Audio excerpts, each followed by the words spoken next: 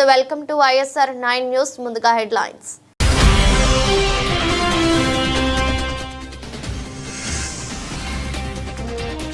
ముఖ్యమంత్రి రేవంత్ రెడ్డితో సమావేశమైన పర్యాటక శాఖ అధికారులు.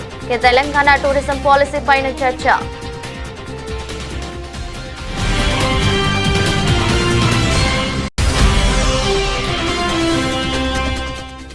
ఏపీ వ్యాప్తంగా 45,094 ప్రభుత్వ ఎయిడెడ్ పాఠశాలల్లో మెగా పేరెంట్స్ టీచర్ మీటింగ్లు. బాపట్ల పురపాలక ఉన్నత పాఠశాలలో కార్యక్రమానికి హాజరైన సీఎం చంద్రబాబు.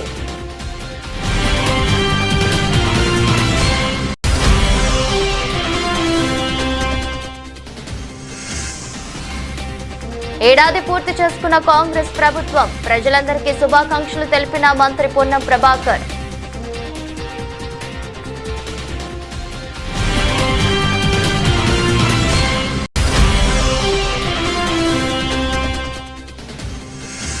జగన్ ను అవమానించేలా పోస్టులు పెట్టిన వారిపై చర్యలు తీసుకోవాలి. గుంటూరు పట్టాభిపురం పోలీస్ స్టేషన్లో మాజీ మంత్రి అంబటి రాంబాబు ఫిర్యాదు.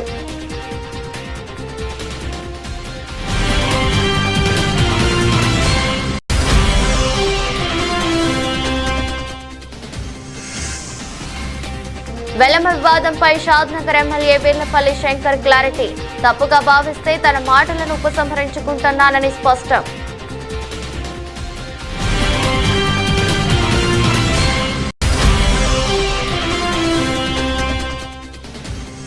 పెద్దకోడూరు పాలిటెక్నిక్ కళాశాలలో పక్కదారి పడుతున్న సన్న బియ్యం. ప్రభుత్వ బియ్యాన్ని వ్యాపారస్తులకు అమ్ముకుంటున్న కళాశాల ప్రిన్సిపల్.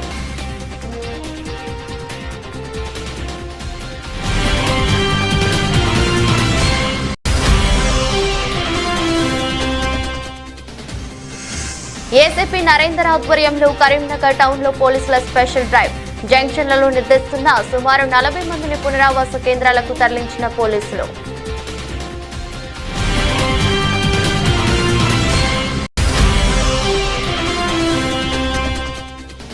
షాద్నగర్ ఎమ్మెల్యే వెలమ కులస్తులను కించపరుస్తూ మాట్లాడటాన్ని తీవ్రంగా వ్యతిరేకిస్తూ కేటీపీపీ ఉద్యోగుల నిరసన. వెంటనే క్షమాపణ చెప్పి మాటలను ఉపసంహరించుకోవాలని డిమాండ్. పర్యాటక శాఖ అధికారులు ముఖ్యమంత్రి రేవంత్ రెడ్డితో సమావేశమయ్యారు. తెలంగాణ టూరిజం పాలసీ పైన చర్చించారు.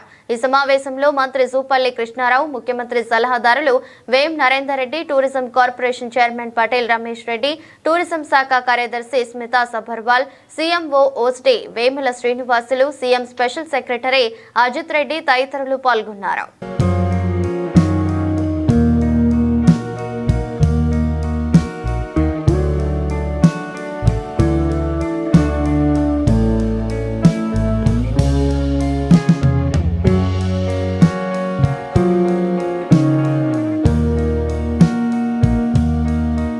రాష్ట్ర వ్యాప్తంగా 45,094 ప్రభుత్వ ఎయిడెడ్ పాఠశాలల్లో మెగా పేరెంట్స్ టీచర్ మీటింగ్లు ఘనంగా జరుగుతున్నాయి. బాపట్ల పురపాలక ఉన్నత పాఠశాలలో కార్యక్రమానికి ముఖ్యమంత్రి చంద్రబాబు, విద్యాశాఖ మంత్రి లోకేష్ హాజరయ్యారు. పాఠశాల ఆవరణలో కలియ తిరుగుతూ తల్లిదండ్రులతో ముచ్చటించారు. వాళ్ళు పెద్దయి బాగా ప్రయోజకులైతే మిమ్మల్ని సరిగా చూసుకోవడమే కాకుండా వాళ్ళ జీవితాలు బాగుపడతాయి. వాళ్ళ కోసం మీరు కష్టపడుతున్నారు. అలాంటప్పుడు ఆ పిల్లల చదువు ఎట్లుంది? చదువు అనేది పెద్ద ఆస్తి. నాలెడ్జ్ ఎకానమీలో పిల్లలకు చదువు అనేది చాలా గొప్ప ఆస్తి. అది దాన్ని ఎంత పెంచితే అంత ఉపయోగపడుతుంది. మీకు దేశం అభివృద్ధి అవుతుంది, ఆదాయాలు పెరుగుతాయి. ఆ ఆదాయం పెరిగిన ఆదాయం మీ కుటుంబానికి రావాలంటే, మీ పిల్లలకు రావాలంటే చదువు చాలా ముఖ్యం. అందుకనే ఈరోజు లోకేష్ గారి ఆధ్వర్యంలో ఫస్ట్ టైం దేశంలోనే మెగా పెద్ద ఎత్తున తల్లిదండ్రుల సమావేశం పెట్టాడు. కనీసం మీలో ఒక ఆలోచన విధానాన్ని మార్పు తీసుకురావడానికి, మీ పిల్లల్ని పెంచి పోషించడమే కాకుండా వాళ్ళ మీద ఖర్చు పెట్టడమే కాకుండా ప్రయోజకులు చేయడం మీ బాధ్యత. ఆ ప్రయోజకులు చేయాలంటే బాగా చదివించాలి. ఆ చదివించాలంటే ఈ స్కూల్కి వచ్చినప్పుడు ఏం చేస్తున్నారో కూడా మీకు తెలిస్తే దానివల్ల మీ పిల్లలు కూడా సహకరిస్తారు టీచర్స్కి. వాళ్ళు చిన్నపిల్లలు కాబట్టి వాళ్ళకి తెలియదు. ఇప్పుడు బాగా చదువుకుంటే వాళ్ళ జీవితాలు బాగుపడతాయి. దానికోసం పెట్టాం. సంతోషం, మీ అందరితో మాట్లాడుతున్నాం. కాంగ్రెస్ ప్రభుత్వం ఏర్పడి ఏడాది పూర్తి చేసుకున్న సందర్భంగా ప్రజలందరికీ మంత్రి పొన్నం ప్రభాకర్ శుభాకాంక్షలు తెలిపారు. రాబో రోజుల్లో మరింత ప్రజల సంక్షేమానికి, రాష్ట్ర అభివృద్ధికి తమ ప్రభుత్వం కృషి చేస్తుందని మంత్రి పేర్కొన్నారు. నేటికి మంత్రిగా ప్రమాణ స్వీకారం చేసి 1 సంవత్సరం అయింది. శాఖల పరంగా, ప్రభుత్వ పరిపాలన పరంగా రేవంత్ రెడ్డి గారు ముఖ్యమంత్రిగా, బట్టి విక్రమార్క గారు ఉప ముఖ్యమంత్రిగా, సహచర కేబినెట్ మంత్రులు, శాసనసభ్యులు, శాసన మండలి సభ్యులు, కార్యకర్తలందరి సహకారంతో, అధికారుల సహకారంతో ఒక ప్రజాసేవ లోపల సంతృప్తికరంగా సేవ చేసినాం. ప్రభుత్వం అనేక చారిత్రాత్మక నిర్ణయాలు తీసుకుంది. ముఖ్యంగా రైతాంగ రుణమాఫీ కావచ్చు, 200 యూనిట్ల ఉచిత విద్యుత్ కావచ్చు, 500 సిలిండర్ కావచ్చు, లేదా తెలంగాణ అక్క చెల్లెలందరికీ ఉచితంగా మహిళలు బస్ ప్రయాణం చేయడం కావచ్చు, ఒక విద్యార్థి నాయకుడిగా గతంలో ఉద్యమించిన హక్కు అయినటువంటి పిల్లల బస్ ఛార్జీలు పెంచడం కావచ్చు, ఈ విధంగా అనేక రకాల సంక్షేమ కార్యక్రమాలు చేసిన ఈ ప్రభుత్వం తప్పకుండా భవిష్యత్తు 4 ఏళ్లలో మేము ఇచ్చిన హామీలన్నీ పూర్తి చేస్తామనే విషయాన్ని తెలియజేస్తూ, ఆ విధంగా ప్రజలంతా ఈ ప్రభుత్వాన్ని ఆశీర్వదించాలా ఈ మొదటి సంవత్సరం పూర్తి చేసుకుంటున్న సందర్భంగాని కోరుతూ అందరికీ నా హృదయపూర్వక నమస్కారాలు తెలియజేస్తాను. వైసీపీ అధినేత మాజీ సీఎం వైఎస్ జగన్ కు చెందిన ఫోటోలను మార్పింగ్ చేసి సోషల్ మీడియాలో పోస్టింగ్లు పెడుతున్న వారిపై చర్యలు తీసుకోవాలని మాజీ మంత్రి అంబటి రాంబాబు డిమాండ్ చేశారు. గుంటూరు పట్టాభిపురం పోలీస్ స్టేషన్లో ఫిర్యాదును అందజేశారు. ఈ సందర్భంగా ఆయన మీడియాతో మాట్లాడుతూ జై టీడీపీ ట్విట్టర్ పేజీలో వైసీపీ నాయకులను అవమానించే విధంగా మంత్రి నారా లోకేష్ సృష్టించిన రోబో సీమరాజు అనే వ్యక్తి వైసీపీ కండువా వేసుకుని పోస్టులు పెడుతున్నారని ఆరోపించారు. ఈ పోస్టులతో మనోభావాలు దెబ్బతింటున్నాయని ఆందోళన వ్యక్తం చేశారు. సోషల్ మీడియాలో అసభ్యకరంగా పోస్టులు పెడుతున్నారని, సీఐ నుంచి డీజీపీ స్థాయి వరకు వైసీపీ నాయకులపై అక్రమ కేసులు పెడుతున్నారని విచారం వ్యక్తం చేశారు. వైఎస్ జగన్ సతీమణి భారతి మీద కూడా అసభ్యంగా పోస్టులు పెడుతున్నారని మండిపడ్డారు. పోలీసులు సరైన చర్యలు తీసుకోకపోతే ప్రైవేటు కేసులు వేస్తామని, అవసరమైతే సుప్రీంకోర్టు వరకు వెళ్తామని హెచ్చరించారు. వాళ్ళు తెలుగుదేశం వాళ్ళు జగన్మోహన్ రెడ్డి గారి మీద అసభ్యకరంగా పెట్టినటువంటి పోస్ట్ మీద యాక్షన్ తీసుకోమని చెప్పడం కోసం మేము ఈ కంప్లైంట్ ఇవ్వటం జరిగింది. దానిలో చూడండి, ఇదిగో తెలుగుదేశం పార్టీ జై టీడీపీ అనేది ఇది వాళ్ళు అఫీషియల్ ట్విట్టర్లో అఫీషియల్ పేజీలో దీన్ని పెట్టారు. పెట్టిన తర్వాత దీన్ని నేను పోస్ట్ చేస్తూ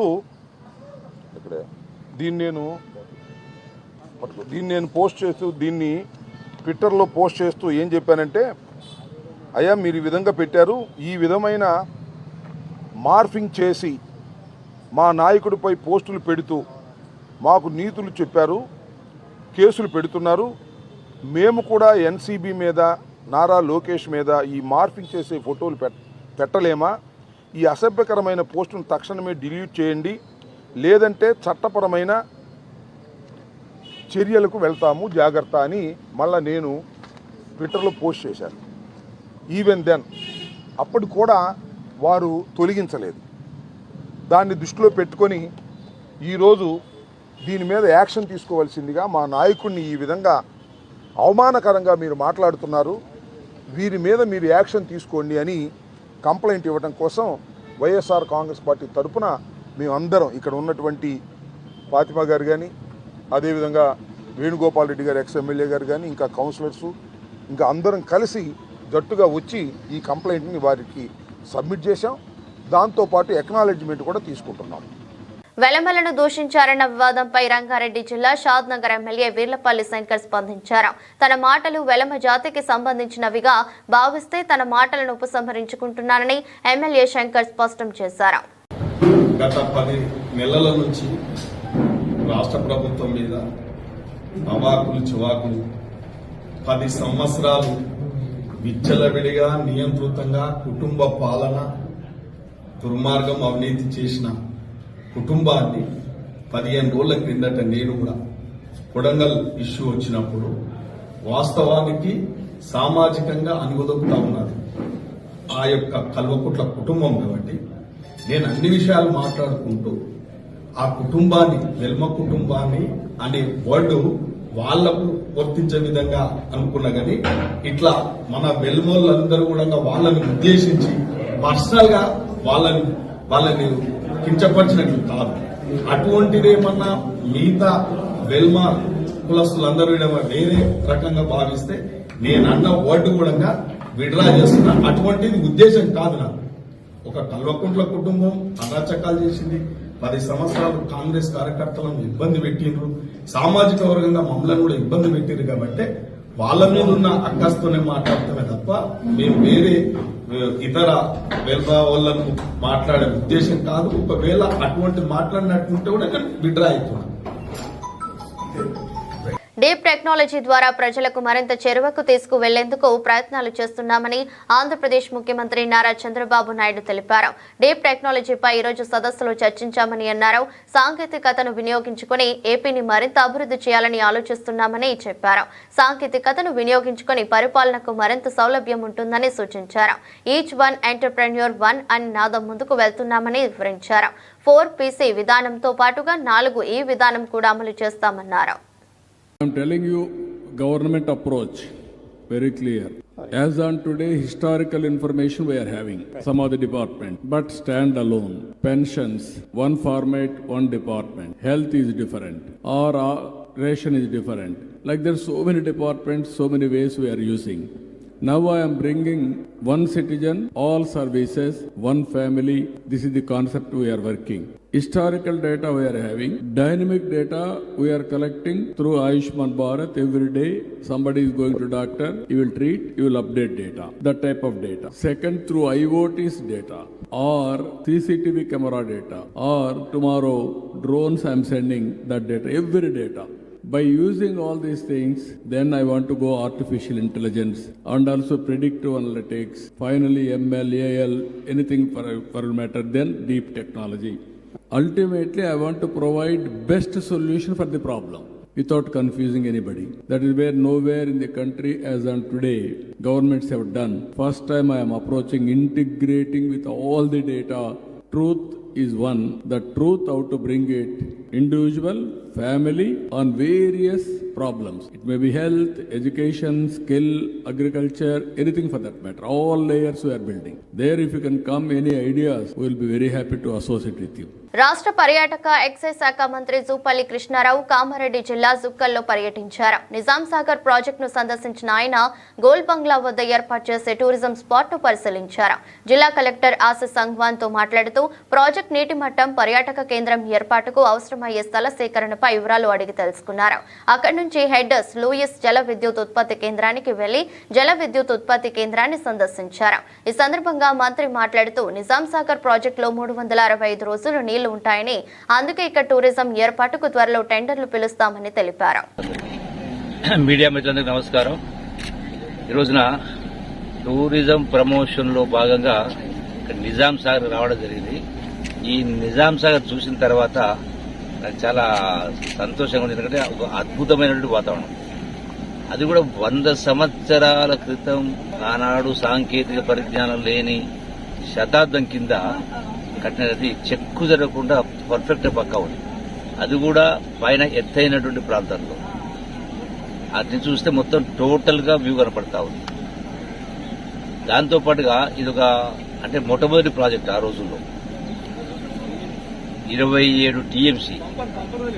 అది కూడా 365 రోజులు కూడా ఆయకట్టు నీళ్లు వాడినా కూడా ఇంకో 5 TMCలు 365 days ఉంటాయి. కాబట్టి టూరిజం డెవలప్ చేయడానికి కూడా ఇది మంచిగా అద్భుతమైన వాతావరణం. తప్పకుండా ఈ శాసనసభలోనే ఈ యొక్క టూరిజం పాలసీని కూడా ప్రవేశపెట్టే కార్యక్రమం చేస్తా ఉన్నాం. తర్వాత అంటే మొదటి సంవత్సరం జనవరిలోనే దీనికి సంబంధించి ఒక టెండర్స్ పిలిచే కార్యక్రమం చేసి దాన్ని పబ్లిక్ ప్రైవేట్ పార్ట్నర్షిప్ అంటే ఏ స్థాయిలో ఏ విధంగా డెవలప్ చేయాలని పోలీస్ శాఖకు వెన్నెముకలా నిలిచి హోంగార్డులు అత్యుత్తమ సేవలు అందిస్తున్నారని పోలీస్ కమిషనర్ ఎస్పీ రాజశేఖర్ బాబు కొనియాడారు. శాంతి భద్రతల పరిరక్షణలో వారు అందిస్తున్న సేవలు మరవలేనివని పేర్కొన్నారు. శుక్రవారం గౌరవ వందనం స్వీకరిస్తున్న పోలీస్ ఏఆర్ గ్రౌండ్స్ 62వ హోంగార్డుల వ్యవస్థాపక దినోత్సవం నిర్వహించారు. హోంగార్డ్స్ జెండాను ఆయన ఆవిష్కరించారు. అనంతరం వారి గౌరవ వందనం స్వీకరించారు. సిపి మాట్లాడుతూ 1963లో రాష్ట్రంలో ఏర్పడిన హోంగార్డ్స్ వ్యవస్థ శాంతి భద్రతల పరిరక్షణ, ట్రాఫిక్ నియంత్రణ, నేర పరిశోధన, సిఐడి టాస్క్ ఫోర్స్, వాహన డ్రైవర్లు, కంప్యూటర్ ఆపరేటర్లుగా విధులు నిర్వహించారని చెప్పారు. కేంద్ర రాష్ట్ర ప్రభుత్వ సంస్థల్లోనూ విధులు నిర్వహిస్తున్నారని కొనియాడారు. ఏడాది 250 మంది తమిళనాడు ఎన్నికలకు బందోబస్తు విధులు నిర్వహించారని గుర్తు చేశారు. ఇటీవల విజయవాడ వరదల్లోనూ సమర్థంగా పనిచేశారని తెలిపారు. పోలీసులతో సమానంలో నగరంలోని అనేక బందోబస్తుల్లో పాల్గొంటున్నారని ప్రశంసించారు. ఈ ఏడాది 6 హోంగార్డులు మరణించారని, 8 మంది ఉద్యోగ విరమణ చేశారని, వారికి 70 లక్షలు అందించామని వివరించారు. మహిళా హోంగార్డులకు 3 నెలల వేతనంతో కూడిన సెలవు ఇస్తామని వెల్లడించారు. 2025లో ఉద్యోగ విరమణ చేసే వారికి శాలువాలు కప్పి ఘనంగా సత్కరించారు. కనువిందైన పరేడ్ నిర్వహించిన మొదటి కాంటింజెంట్ ను సిపి అభినందించారు. మహాత్మా గాంధీ రోడ్డులో హోంగార్డులు కవాతు నిర్వహించారు. కార్యక్రమంలో డీసీపీలు Gowthami Sali, Udayarani, Krishnamurthy Naidu, SVD Prasad, home guards commandant T Anandababu, ఏడీసీపీలు జి రామకృష్ణ, ఏసీపీలు తదితరులు పాల్గొన్నారు. ఆంధ్రప్రదేశ్లో మొట్టమొదటిగా విజయవాడ నగరంలో ఈ హోంగార్డ్ వ్యవస్థ ప్రారంభించబడింది. ఈ వ్యవస్థ ఆవిర్భవించి ఇప్పటికీ 62 సంవత్సరాలు పూర్తి చేసుకోవడం జరిగింది. ప్రస్తుతము గౌరవ వేతనంగా హోంగార్డులకి రోజువారీ వేతనం 710 రూపాయలు పొందుతున్నారు. అయితే రాష్ట్ర ప్రభుత్వ సంస్థల్లో డెప్యుటేషన్పై పనిచేసే వారికి రోజువారీ వేతనం 735 రూపాయల చొప్పున, అదేవిధంగా కేంద్ర ప్రభుత్వ సంస్థల్లో పనిచేసే వారికి రోజువారీ వేతనం 760 రూపాయల చొప్పున చెల్లించడం జరుగుతోంది. మన విజయవాడ సిటీలో ఎన్టీఆర్ పోలీస్ కమిషనరేట్ మొత్తం 998 మంది హోంగార్డు ఉండగా వీరు శాంతి భద్రతల పరిరక్షణ, ట్రాఫిక్ నియంత్రణ, క్రైమ్ నియంత్రణ, సిఐడి టాస్క్ ఫోర్స్, పోలీస్ అంతర్గత భద్రత, పోలీస్ వాహనాల డ్రైవర్లు, అదేవిధంగా కంప్యూటర్ ఆపరేటర్గా పనిచేస్తూ మరోవైపున కేంద్ర రాష్ట్ర ప్రభుత్వ సంస్థల భద్రత కొరకు అనేక టెక్నికల్ జాగ్రత్తలందరూ కూడా వీరు పనిచేస్తున్నారు. అగ్ని ప్రమాదాలు, వరదలు, కోవిడ్ వంటి అత్యవసర విపత్కర పరిస్థితులు ఏర్పడినప్పుడు విధులు నిర్వహించడం, మత సామ్రాజ్యాన్ని కాపాడడం, ఆర్థిక సామాజిక సంక్షేమ కార్యక్రమాల్లో పాల్పంచుకోవడం ఇవన్నీ హోంగార్డు విధుల్లో భాగం.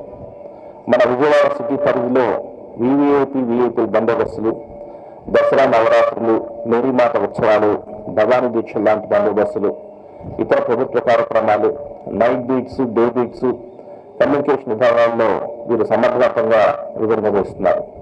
అంతేకాక ఈ సంవత్సరంలో తమిళనాడు రాష్ట్ర జనరల్ ఎలక్షన్కి 250 మంది హోంగార్డ్స్ మరియు ఆంధ్రప్రదేశ్ రాష్ట్ర జనరల్ ఎలక్షన్కి హాజరై సమర్థవంతంగా విధులు నిర్వహించారు. మరియు ఈ సంవత్సరం సెప్టెంబర్ నెలలో విజయవాడలో ఆకస్మికంగా వచ్చిన వరదల్లో 330 మంది హోంగార్డులు వరదల్లో చిక్కుకుని ఉన్న వారి విధులను షాద్నగర్ ఎమ్మెల్యే వీర్లపల్లి శంకర్ వెలమ కులస్తులను కించపరుస్తూ మాట్లాడటాన్ని తీవ్రంగా వ్యతిరేకిస్తున్నట్టు వెలమ సామాజిక వర్గానికి చెందిన జయశంకర్ భూపాలపల్లి జిల్లా కేటీపీపీ ఉద్యోగులు నిరసన తెలిపారు. వెంటనే ఎమ్మెల్యే శంకర్ వెలమ కులస్తులకు క్షమాపణ చెప్పి మాటలను ఉపసంహరించుకోవాలని డిమాండ్ చేశారు. ఈ సందర్భంగా మాట్లాడుతూ తమ రాజకీయ ప్రత్యర్థులను ఎదుర్కోవాల్సిన ఉద్దేశం ఉంటే మీరు ఈ రాజకీయ చదరంగంలోనే కొట్లాడాలి తప్ప ఆ సామాజిక వర్గాన్ని మొత్తం కించపరుస్తూ మాట్లాడటం కరెక్ట్ కాదని హెచ్చరించారు. ఏదైతే షాద్నగర్ ఎమ్మెల్యే వీర్లపల్లి శంకర్ గారు విలువ సామాజిక వర్గం పట్ల చేసినటువంటి అనుచిత వ్యాఖ్యలను ఖండిస్తూ ఈరోజు కేటీపీపీ అందు విలువ విద్యుత్ ఉద్యోగులందరూ తీవ్ర నిరసన తెలియడం జరుగుతుంది. ఈ నిరసనలో భాగంగా వీర్లపల్లి శంకర్ గారిని కూడా హెచ్చరిస్తూ మీరు ఏదన్నా మీకు రాజకీయంగా ఎవరైనా ఎదుర్కోవాలనే ఉద్దేశం ఉంటే, మీ రాజకీయ ప్రత్యర్థులు ఎదుర్కోవాలనే ఉద్దేశం ఉంటే మీరు ఆ రాజకీయ చదరంగంలోనే పోట్లాడాలి తప్ప ఇలా ఆ సామాజిక వర్గాన్ని మొత్తం కూడా కించపరుస్తూ మాట్లాడడం కరెక్ట్ కాదు బిడ్డ. మేము నిన్న నానా కొడుక అని అన్న బిడ్డ, మేము అందరం కూడా కొడుక అనే అంటే ఎంతసేపు బిడ్డ నేను అనలేమా? దయచేసి, ఎందుకంటే వెల్మ సోదరులు అందరూ కూడా ఎక్కడ ఉన్నా కూడా చాలా మందితోటి అన్ని రకాల కులాలతోటి మతాలతోటి మేము సోదరాభావంతో మంచి మిత్రత్వంతో కలిసిమెలిసి ఉంటున్నాం. ఏ రోజు కూడా ఎక్కడ కూడా మేము ఇతర సామాజిక వర్గాలను కించపరిచి మాట్లాడిన దాఖలాలు లేవు. ముఖ్యంగా మీకు యొక్క ధోరణి ఏంటంటే, గతంలో కూడా ఒక చింతపండు నవ్వినటువంటి అతను కూడా వెల్మ సామాజిక వర్గాన్ని అతనికి ప్రత్యేకంగా చెప్పాలంటే కేసీఆర్ మీద కోపం అంటే కేసీఆర్ని ఎదుర్కోండి, కానీ సామాజిక వర్గం కించపరచడం అనేది మీ యొక్క మానసిక అంగవైకల్యానికి, మీ యొక్క కుంచిత మనస్తత్వానికి నిదర్శనంగా భావించాల్సి వస్తుంది. అదేవిధంగా గతంలో కూడా రాష్ట్ర అత్యున్నత న్యాయస్థానం వ్యక్తి కూడా విలువలకు పిరికడు బియ్యం అయితే సరిపోతాయి వాళ్ళని ఎంత అని మాట్లాడడం, అలాంటి మాటలే ఇలాంటి చెంచాగాళ్లను ప్రోత్సహించినట్లుగా మేము భావించాల్సి వస్తుంది. దయచేసి అత్యున్నతమైనటువంటి స్థానాల్లో ఉన్నటువంటి వాళ్ళు బాధ్యతగా మెదులుతూ వాళ్ళ యొక్క కింది స్థాయి నాయకులను కూడా బాధ్యతగా ఉండేలా చూడాల్సిన బాధ్యత వాళ్ళపైన ఉందని భావిస్తూ ఇక కూడా భవిష్యత్తులో ఇలాంటి సంఘటనలు జరగకుండా చూసుకోవాల్సిన బాధ్యత మీపై ఎంత ఉందని కూడా ఈ కేటీపీపీ విద్యుత్ ఉద్యోగుల తరఫున హెచ్చరిస్తూ, ఖబర్దార్ బిడ్డ, భవిష్యత్తులో కూడా ఇంకా ఇలాంటి మీరు మాట్లాడితే మాత్రం సహించేది లేదు. అందుకు మేము కేటీపీపీ విద్యుత్ ఉద్యోగుల తరఫున హెచ్చరిస్తున్నాం. సహజ నటన సావిత్రికే సొంతమని తెదేపా పోలిట్ బ్యూరో సభ్యుడు తొండెపు దశరథ జనార్దన్ అన్నారు. మహానటి సావిత్రి కళాపీఠం ఆధ్వర్యంలో హనుమం తరహై గ్రంథాలయంలో నిర్వహించిన సావిత్రి జయంతి వేడుకలకు ఆయన ముఖ్య అతిథిగా పాల్గొని ప్రసంగించారు. నటిగానే కాక దర్శక, నిర్మాతగా చిత్ర పరిశ్రమలో తనకంటూ ఒక ప్రత్యేక స్థానాన్ని సంపాదించుకున్నారని కొనియాడారు. పరుచూరి విజయలక్ష్మి సావిత్రి కళాపీఠం పేరుతో సంస్థను నెలకొల్పి కార్యక్రమాలు నిర్వహించడం అభినందనీయమన్నారు. అనంతరం నిర్వాహకులు జనార్దన్ తో పాటు నవరం థియేటర్ అధినేత ఆర్వి భూపాలరావు ప్రసాద్ ను ఘనంగా సత్కరించారు. కార్యక్రమంలో దుర్గా కళామందిర్ నిర్వాహకుడు పాలేపు రామారావు, డేవిడ్ రాజు, ప్రబల శ్రీనివాస్ తదితరులు ఉన్నారు. సావిత్రి గారి కార్యక్రమానికి నేను ఫిల్మ్ డిస్ట్రిబ్యూటర్స్ సమావేశంలో మాట్లాడటానికి వచ్చినప్పుడు అక్కడ ఆహ్వానించడం జరిగింది. సావిత్రి గారు అంటే తెలియని వారు లేరు. నిజంగా ఆమె దక్షిణ భారత చలనచిత్ర రంగంలో చెరగని ముద్రేసింది. ఆమె నటిస్తూ ఉంటే కళ్ళతోనే నవరసాలు పండించేది. ఆమె హీరోలతో పాటు పోటీ పడి హీరోయిన్గా, సావిత్రి ఉంటే హీరోయిన్గా చూడటానికి వచ్చే రోజులు కూడా పూర్వం మనం చూసాం. పెద్దలు మీలో పెద్దలందరికీ తెలుసు. అట్లాంటి ప్రత్యేకతను సంతరించుకున్న సావిత్రి గారు మన పక్కనే తెనాలిలో పుట్టడం, ఆ తర్వాత పాపం కొద్ది వయసులోనే వారి తండ్రి గారు పరమపదించటం, పెదనాన్న గారి దగ్గర పెరగటం, పెరిగే టైంలో ఆయన గమనించాడు ఏమిటి నాట్యం పట్ల ఆసక్తి ఉందని, కళల పట్ల ఆసక్తి ఉందని ప్రోత్సహించి అప్పుడే తొలి దశలోనే పాతాళ భైరవిలో ఒక చిన్న పాత్రతో స్టార్ట్ చేసింది. ఆ తర్వాత ఆమె యొక్క నటనా చాతుర్యాన్ని చూసి పృథ్వీరాజ్ కపూరే ఆ కాలంలో ఆమెని అభినందించారు. పువ్వు పుట్టగానే పరిమళిస్తుంది అంటారు చూడండి, అప్పుడే ఆమె యొక్క నైపుణ్యం తెలిసిపోయింది. అలా ఆమె ఎంతో గొప్ప కళాకారునిగా ఎంతో మందికి ఆదర్శంగా నటనలో నిలిచి మరి కొద్ది వయసులోనే పాపం 47 సంవత్సరాల వయసులో మన విడిచి వెళ్ళిపోయింది. సరే, మీ అందరికీ తెలుసు ఆమె చాలా సున్నిత మనస్కరాలు, అనేక ఇబ్బందులు పడ్డది. చరిత్ర మీరంతా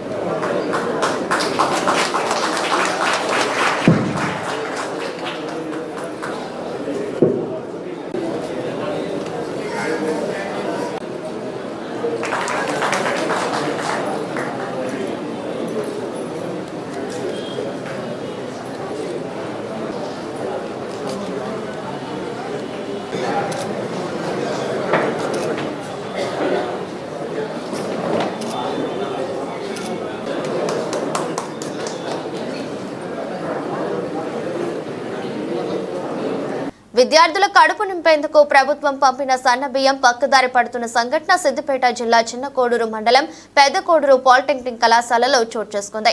కళాశాల ప్రిన్సిపాల్ ప్రభుత్వ బియ్యాన్ని వ్యాపారస్తులకు అమ్ముకుంటున్న ఘటన వెలుగులోకి వచ్చింది. స్వయంగా కళాశాల ప్రిన్సిపాలే బియ్యం సరిగా లేవన్న సాకుతో సంతకం పెట్టి మరీ ఆటోల ద్వారా వ్యాపారులకు సరఫరా చేస్తుంది.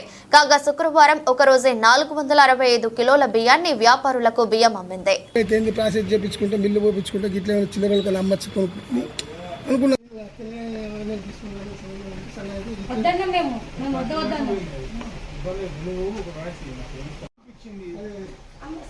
మా మీద చేయకూడదు అంటే మేము నెక్స్ట్ టైం నుండి చేయము. అది తెలియదు, నాకు ఐడియా లేదు. నేను ఇక్కడ ఫస్ట్ టైం వచ్చాను.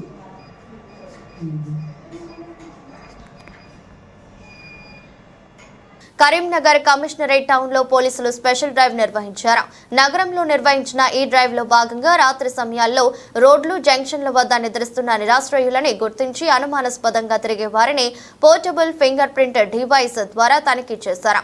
అనంతరం వారిని మున్సిపాలిటీ పునరావాస కేంద్రాలకు తరలించారు. ఏసీపీ నరేందర్ ఆధ్వర్యంలో బస్టాండ్ ఏరియా, వన్ టౌన్ ఏరియాలో స్పెషల్ డ్రైవ్ నిర్వహించిన పోలీసులు ఆయా ప్రాంతాల్లోని జంక్షన్లలో రాత్రి సమయంలో నిద్రిస్తున్న సుమారు 40 మందిని పునరావాస కేంద్రాలకు తరలించారు.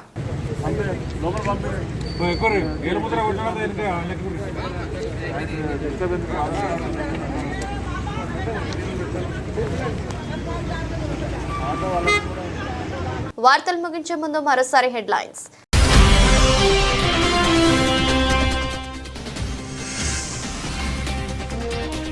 ముఖ్యమంత్రి రేవంత్ రెడ్డితో సమావేశమైన పర్యాటక శాఖ అధికారులు. తెలంగాణ టూరిజం పాలసీ పైన చర్చ.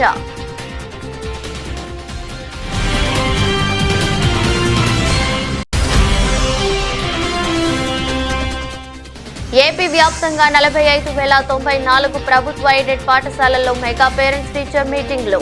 బాపట్ల పురపాలక ఉన్నత పాఠశాలలో కార్యక్రమానికి హాజరైన సీఎం చంద్రబాబు.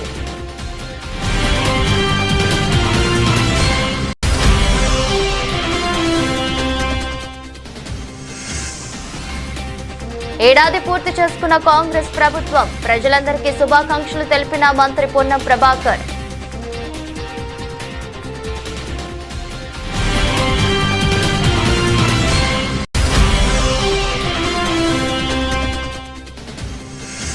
జగన్ను అవమానించేలా పోస్టులు పెట్టిన వారిపై చర్యలు తీసుకోవాలి. గుంటూరు పట్టాభిపురం పోలీస్ స్టేషన్లో మాజీ మంత్రి అంబటి రాంబాబు ఫిర్యాదు.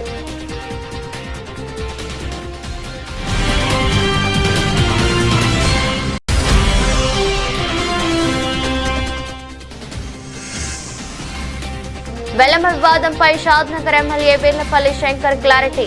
తప్పుగా భావిస్తే తన మాటలను ఉపసంహరించుకుంటున్నానని స్పష్టం.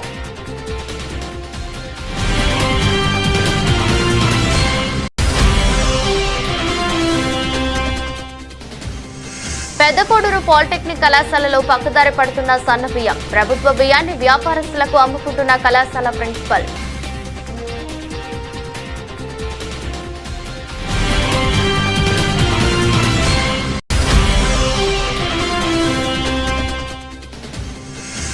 ఏసీపీ నరేందర్ ఆధ్వర్యంలో కరీంనగర్ టౌన్ లో పోలీసుల స్పెషల్ డ్రైవ్. జంక్షన్లలో నిర్దేశిస్తున్న సుమారు 40 మందిని పునరావాస కేంద్రాలకు తరలించిన పోలీసులు.